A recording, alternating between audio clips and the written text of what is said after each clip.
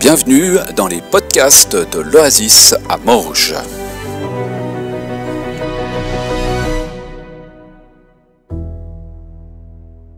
Bonjour et bienvenue dans cette capsule sur le thème du sabbat.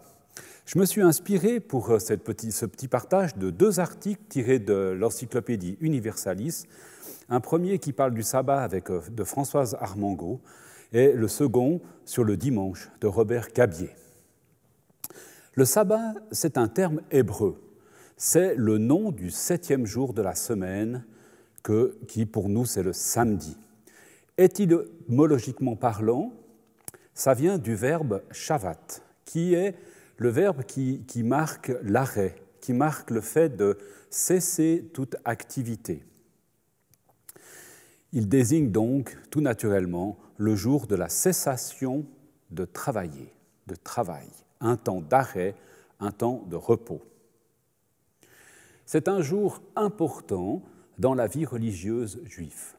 Le sabbat commence soit 18 minutes avant le coucher du soleil, ou alors 3 heures avant le coucher du soleil. Ça dépend un peu les traditions. Et donc le vendredi. Et ça se termine 1 heure après le coucher du soleil, le samedi. Cette tradition trouve son origine dans des textes bibliques. Le premier que je vais vous lire se trouve dans la Genèse 2, les versets 1 à 3, qui nous dit ceci. « Ainsi furent terminés les cieux et la terre avec tout ce qu'ils renferment. Dieu mit fin le 7e jour à l'œuvre faite par lui, et il se reposa le 7e jour de toute l'œuvre qu'il avait faite. Dieu bénit le 7e jour et le proclama saint, parce que ce jour il se reposa de l'œuvre entière qu'il avait produite et organisée. » Dans ce passage, le terme même de sabbat ne s'y trouve pas, mais on trouve le sens même profond du sabbat. Et si on regarde un petit peu, le mot « saint » qui est dans ce texte signifie aussi quelque chose qui est à part. Donc un jour saint, c'est aussi un jour qui est à part, un temps à part. Un temps à part pour Dieu et pour notre relation avec lui. Dans un autre texte de l'Exode, Exode 16, il est parlé de la manne, cette substance qui était donnée au peuple juif quand il se trouvait dans le désert, et qui est donnée pendant 6 jours, avec une double portion le 6e jour pour le 7e. Et le texte dit ceci, « En effet, pendant 6 jours, vous ramasserez de cette nourriture, mais le 7e jour, le jour du sabbat, il n'y en aura pas. » Donc même Dieu ne fait pas, j'allais dire l'effort, c'est un peu déplacé, mais il ne produit pas la manne le 7e jour parce que c'est le jour où il se repose et il donne suffisamment le 6e jour aux Hébreux pour qu'ils n'aient rien à faire non plus le 7e jour. Dans le livre du Deutéronome, le sabbat est associé au 7e jour de la création.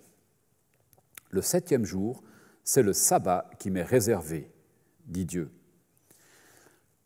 Tu ne feras aucun travail ce jour-là, ni toi, ni ton fils, ni ta fille, ni tes serviteurs ou servantes, ni ton bœuf, ni ton âne, ni aucune autre de tes bêtes, ni l'immigré qui réside chez toi. Tes serviteurs et tes servantes doivent pouvoir se reposer comme toi. Un jour mis à part pour le Seigneur, mais aussi un jour de souvenir de la libération du joug égyptien. Et je vous lis ce passage, qui est la suite en fait de ce que je viens de vous lire. « Ainsi, tu te souviendras que tu as été esclave en Égypte et que je t'ai fait sortir grâce à ma puissance irrésistible. C'est pourquoi, moi, le Seigneur ton Dieu, je t'ai ordonné de faire ainsi le jour du sabbat. » Et si on regarde encore un peu plus loin, même la construction du sanctuaire devait s'interrompre le jour du sabbat. Et pourtant, le sanctuaire, c'était vraiment le lieu de résidence de Dieu, le lieu de la rencontre avec Dieu. Et même ça, cette activité-là devait cesser le jour du sabbat. Donc le vécu sabbatique est conduit par des commandements négatifs et des commandements positifs. Alors sont interdites toute une série de choses, je vous en cite quelques-unes. On n'a pas le droit de semer, ni de labourer, ni de moissonner, ni de tondre la laine, ni de la laver, ni de la peigner, ni de la teindre. On n'a pas le droit d'écrire ou d'effacer ou de bâtir ou de démolir, d'éteindre le feu, ni de l'allumer d'ailleurs, de transporter des choses, etc. Même arroser une plante, faire un bouquet, manipuler des outils, tout ça est interdit en fait. Et l'observance du sabbat implique donc, par exemple, qu'on ne fume pas, on n'écrit pas, on n'écoute pas de la musique, on ne regarde pas la télévision, on ne joue pas de la musique, on ne porte pas d'objets, on ne passe pas un examen ce jour-là, on ne parle pas de ses affaires, on ne voyage pas. Ouais, voilà, bon, on ne fait rien, quoi. Enfin, on ne fait rien de productif, etc. On est vraiment dans ce moment à part, mis à part, pour être en relation intime avec le Seigneur. C'est aussi l'arrêt de toute activité productrice et créatrice de l'homme, la suspension de l'exercice du pouvoir de l'homme sur la nature. Et nous découvrirons bientôt, dans quelques dimanches, l'aspect écologique qui découle du sabbat. Et puis il y a aussi une finalité positive. Le sabbat est un jour de fête. Le 7e jour, la tranquillité, la sérénité, la paix, le repos, et la fête dans la présence de Dieu, en fait. Le sabbat comporte aussi un sens messianique, c'est-à-dire quelque chose qui nous projette dans l'avenir de l'éternité avec le Seigneur, un avant-goût de notre monde futur. Le soir du sabbat, on appelle le prophète Élie pour que le lendemain soit un véritable 8e jour, au lieu d'être simplement le premier jour de la semaine suivante. Ceci nous amène à introduire quelques éléments sur le dimanche chrétien.